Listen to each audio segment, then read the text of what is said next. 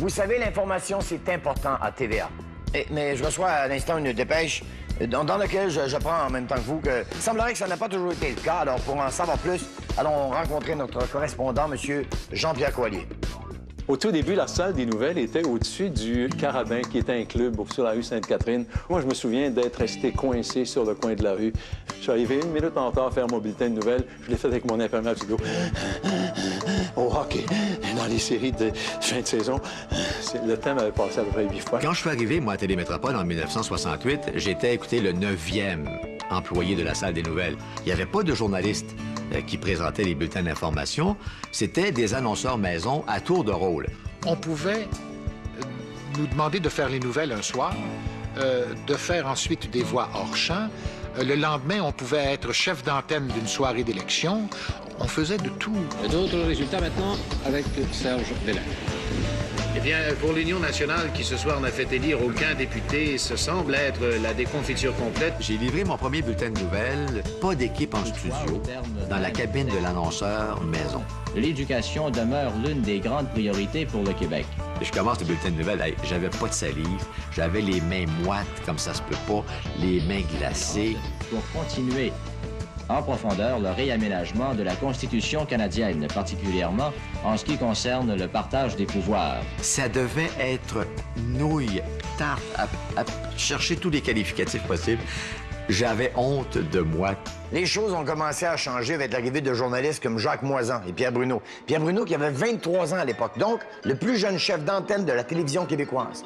Quoi qu'avec sa moustache, il avait l'air plus vieux dans le temps qu'aujourd'hui. Mais ça... Mesdames, Messieurs, bonsoir. Je me faisais regarder comme ça en disant 23 ans pour lire les nouvelles. Moi, je trouvais ça tout à fait normal. Évidemment, quand on a 23 ans, on est plein d'ambition, on arrive, on a le goût de faire des choses un petit peu carriéristes sur les bords.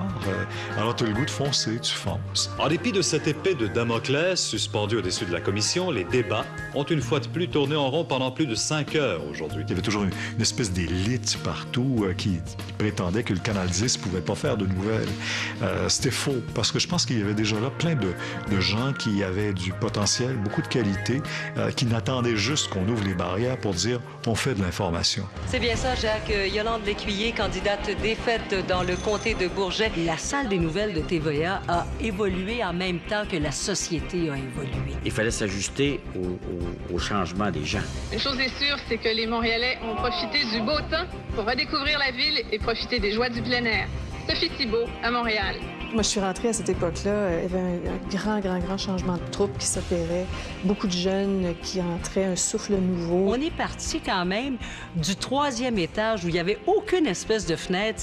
Ça ressemblait à un petit aquarium, à un garde-robe. Et là, on est monté au 10e étage de l'édifice de TVA. Là, ça devenait sérieux, l'information. Il y a eu des émissions audacieuses. Une qui nous faisait voir le monde autrement, et dans l'autre, eux autres, là, on n'avait surtout pas le goût d'y voir sonner à notre porte. JE dénonçait carrément les abuseurs du système. C'est ça qui est dommage dans votre cas, c'est qu'aujourd'hui, il y a ces rumeurs-là et ces allégations-là d'honnêtes commerçants. La télévision, on est-tu d'accord?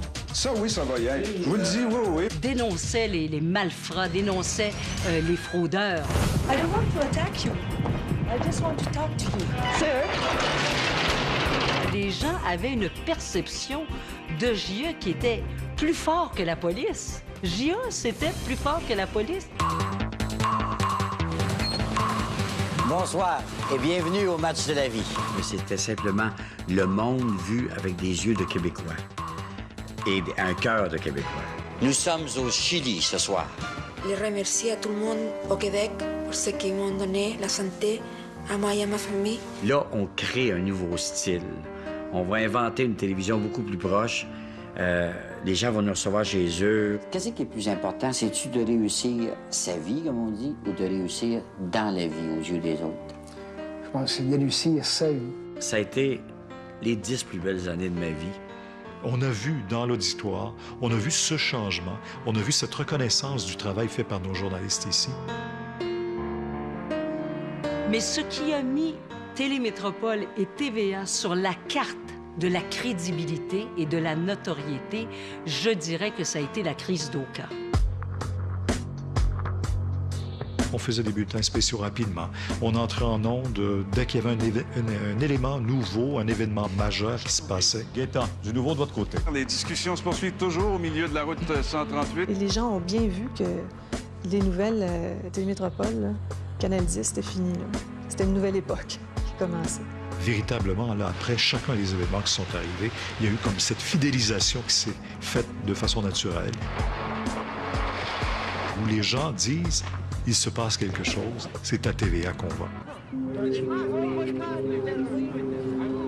Cet attentat terroriste qui a changé notre approche ici au niveau de l'information. Alors on s'est dit, pas tout de donner la nouvelle, il faut l'analyser et la comprendre. Là où vous me perdez complètement, M. Bush, c'est lorsque vous invoquez Dieu, la morale et le devoir à tout bout de champ, dans toutes circonstances.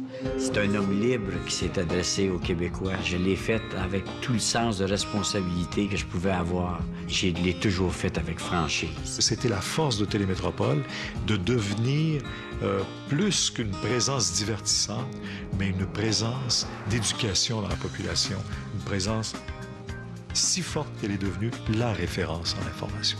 Et en 2002, Sophie Thibault devient la première femme chef d'antenne d'un bulletin de fin de soirée en Amérique. C'est donc le fun de devancer les Américains de temps en temps. Oui, bien, c'est une chute sans fin. D'un trimestre à l'autre, Nortel accuse les chocs. Je crois que j'ai reçu quelque chose comme 400 courriels ce jour-là. J'ai jamais connu ça. Le MétroStar est remis à... Sophie Thibault. J'ai vraiment le sentiment que le public m'a porté là. J'ai été vraiment privilégiée dans ce sens-là. Mais je suis très heureuse d'être ici. Et c'est en plus une première. C'est la première fois qu'une femme gagne ce...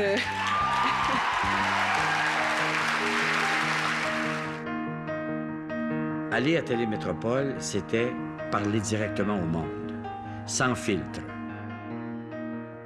Quand on est ici à Télémétropole, à TVA, les gens ils disent « Mais mon Dieu, j'ai l'impression qu'il est dans mon salon, j'ai l'impression qu'il est avec moi, j'ai l'impression qu'il me parle. » Merci d'avoir été là. On se retrouve demain. Bonne fin de soirée à notre antenne.